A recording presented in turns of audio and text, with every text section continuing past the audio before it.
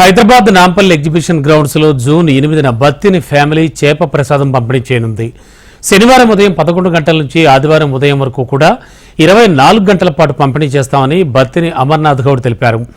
179 సంవత్సరాలుగా తమ కుటుంబం చేప ప్రసాదాన్ని పంపిణీ చేస్తోందని అంటున్నటువంటి అమర్నాథ్ గౌడ్తో మా ప్రతినిధి సుప్రియ ఫేస్ టు ఫేస్.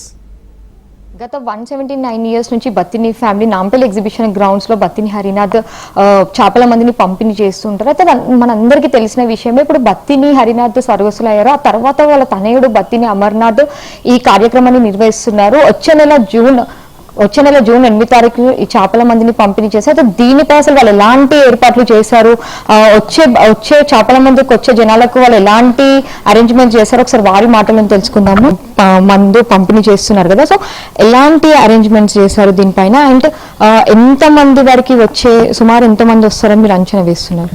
ఎలా అయితే జూన్ వస్తుందో జూన్ ఫస్ట్ వీక్ లో మృగశిర కార్తీ వస్తుందో, ఈసారి 8 జూన్ మార్నింగ్ 11 AM నుంచి 24 అవర్స్ అంటే 9th 11 AM వరకు ఇది పంపిణీ అవుతుంది. అయితే మాకు తెలిసిన వరకు అయితే మా నాన్న ఎలా అయితే చెప్పారో మేము అలాగనే ఫాలో అవుతున్నాము. ఈ సంవత్సరము గవర్నమెంట్ చేంజ్ అయింది.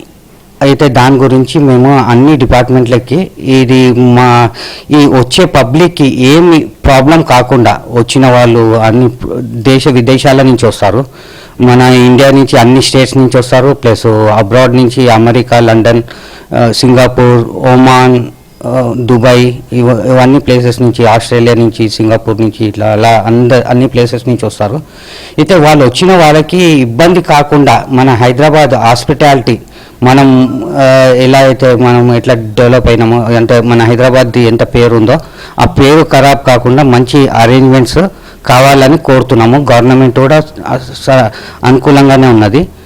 సో ఇప్పటి వరకు అరేంజ్మెంట్స్ ఏమైనా స్టార్ట్ చేశారంటే, ఇప్పుడు చూసుకున్నట్టయితే వర్షాలు కూడా పడుతున్నాయి కదా, సో వర్షానికి కూడా వచ్చిన ప్రజలకి ఎలాంటి ఇబ్బంది కలగకుండా ఎలాంటి అరేంజ్మెంట్ చేశారు?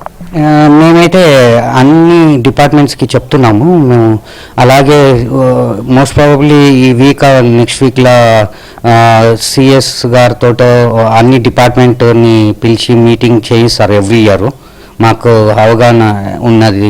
ఎవ్రీ ఇయర్ పిలిచి అన్ని డిపార్ట్మెంట్కి వచ్చిన పబ్లిక్కి ఎవ్వరికి ఇబ్బంది కాకుండా అన్ని అరేంజ్మెంట్స్ చేస్తారు. లాస్ట్ ఇయర్ కంటే ఈసారి కొద్దిగా మాన్సూన్ తొందరగానే స్టార్ట్ అయ్యింది. అయితే వానలు కూడా సపోజ్ రావచ్చు, తెలియదు. వెదర్ రిపోర్ట్స్ అయితే అలాగే వానలు ఉన్నాయని అంటున్నారు. అయితే దాన్ని కూడా గవర్నమెంట్గా కొద్దిగా ఇనిషియేటివ్ తీసుకొని దానికి వచ్చిన పబ్లిక్కి ఇబ్బంది కాకుండా అరేంజ్మెంట్స్ చేస్తామనుకుంటున్నాం. ప్రజలు వచ్చేవాళ్ళు అంటే ఈ ఇయర్ ఎంతమంది వస్తారని చెప్పి మీరు ఎస్టిమేట్ చేస్తున్నారు? ఎవ్రీ ఇయర్ లాగే వస్తారు. ఈ మధ్యలో కోవిడ్ వచ్చినందుకు లాస్ట్ ఇయర్ మేము మళ్ళీ స్టార్ట్ చేసినాం. కోవిడ్ తర్వాత లాస్ట్ ఇయర్ స్టార్ట్ చేసినాము. అయితే ఎవ్రీ ఇయర్ అయితే ఎలా వస్తారో అలాగనే అనుకుంటున్నాము. లాస్ట్ ఇయర్ ఏమైందంటే కోవిడ్ తర్వాత ఫస్ట్ టైం కదా, పబ్లిక్కి చాలామంది ఏమనుకున్నారంటే ఇది ఈసారి అవుతుందా, మిస్ అవుతుందా కాదా అని కొద్దిగా డౌట్ ఉన్నది. అయితే ఆ డౌట్ లాస్ట్ ఇయర్ కొంతమంది వచ్చారు, బాగానే వచ్చారు. ఒక 4 లక్షల వరకు వచ్చారు లాస్ట్ టైం మా ఎస్టిమేషను. ఇంకొకటి లాస్ట్ ఇయర్ పాట్నాలో నార్త్లో ఒక ట్రైన్ యాక్సిడెంట్ అయింది. ఆ ట్రైన్ యాక్సిడెంట్ అయినందుకు అన్ని ట్రైన్స్ క్యాన్సిల్ అయినాయి. దాని దిక్కెళ్ళి లాస్ట్ ఇయర్ కొద్దిగా పబ్లిక్కి ప్రాబ్లం అయింది. మేబీ ఈసారి మేము 6 నుంచి 7 లక్షల వరకు అనుకుంటున్నాము. చేపల మందుకి దేశ విదేశాల నుంచి, పలు రాష్ట్రాల నుంచి కూడా వచ్చి ఇక్కడ చేపల మందు వేసుకుంటూ ఉంటారు. అయితే దీనివల్ల మాత్రం ఎలాంటి లాస్ ఉండదు.